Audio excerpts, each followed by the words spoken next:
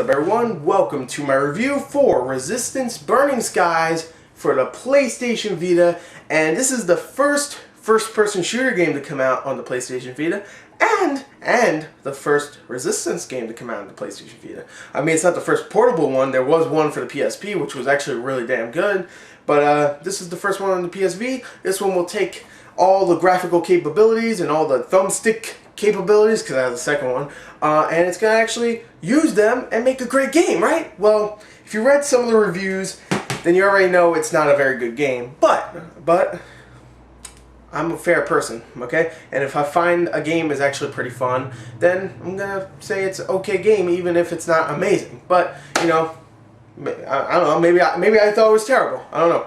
Let's find out, okay? Let's talk about the story first, which I'm going to get straight into it. I mean, the story in this game is very, very generic. I mean, you have a main character named Tom Riley, who in the beginning is a firefighter, who is doing his firefighter thing. He's in a building, he's saving people from a fire, whatever.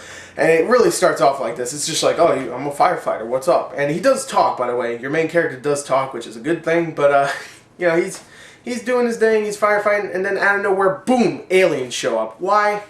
I don't know. They just show up. And of course these aliens are the Chimera from the other Resistance games. And here, Tom Riley has to go and fight his way out of this burning building. He does, and guess what? The whole world is getting taken over by these things, and what he decides to do is join the Resistance to fight off these Chimera. And when he does this, he meets up with a girl named Ellie, who becomes his friend and stuff, and his whole thing now is to fight off against these Chimera and also reunite with his wife and child, who you meet on early in the game, and they're not a big part of the game. I mean, that's his whole drive on to fighting these Chimera off and finding a way to get rid of them, but you don't really care, and you don't really care about that character or any other characters that come out of nowhere from the game. I mean, it's a generic story that no character becomes likable, no one's really all that interesting, nothing is cool, there's no real twist. It's straightforward. You go to this place, you shoot a bunch of aliens, you get out, you blow something up, you fight a big boss, you get out, you talk maybe sometimes,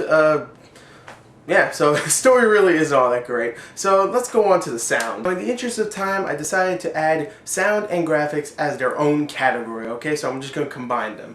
Alright, sound. Voice acting wise, it's not all that great. I mean, it's good. The voice acting does a decent job, but the dialogue and the script itself is just not very good, and there's not that much voice acting either, and some of it is actually pretty damn cheesy. But from the main two characters, Ellie and Tom, they do an okay job. So that voice acting is alright. The sound design is very repetitive. You'll be hearing the same explosions and gunfire over and over and over again. Sure, they sound okay at first, but you'll be hearing them a lot, and the soundtrack is also very, very forgettable. They try to do a little 40s theme there with some patriotic music during the cutscenes, but for the most part, it's not all that great.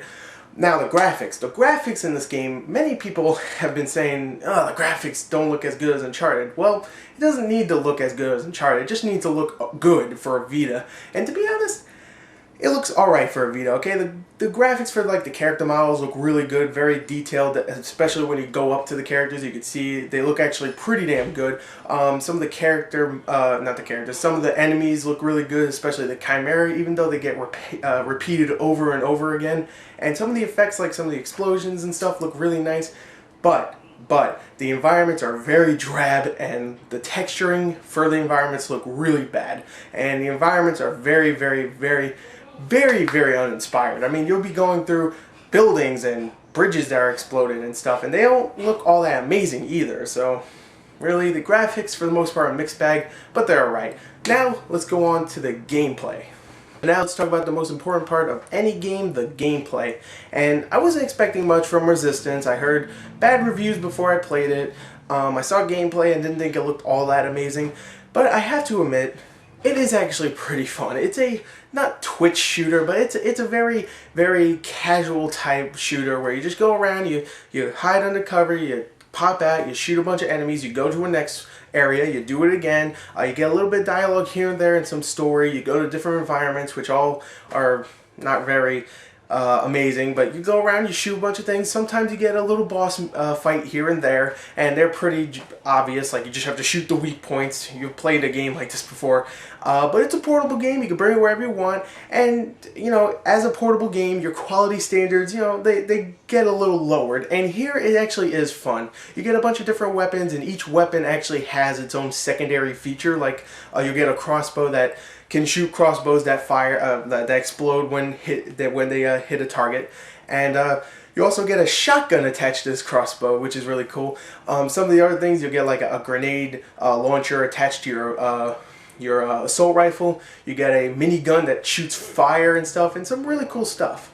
It's a little repetitive here and there, but I played it like 20-30 minutes every day. That's why it took me so long to do this review.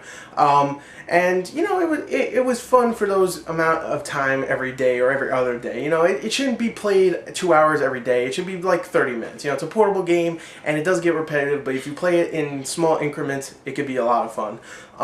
So the controls are really good. The graphics are, man, not so amazing. The sound is okay. The story is not so much, but at least it's fun gameplay wise. And also, they actually add some multiplayer in here, which I have to admit is bare bones, but at least they added something. I mean, they added a cool mode in there. I mean, you have deathmatch, team deathmatch, and large deathmatch, which is just regular deathmatch. It's 4-on-4, but they actually add this survival mode, which you play as a chimera and you're up against 7 other human characters, and you have to kill every human character on the other team and convert them to chimera to win. And that's really cool. It's actually a pretty fun mode. It's not really original, but it's kind of cool. And for the most part, the multiplayer is a lot of fun too, even though it is bare bones.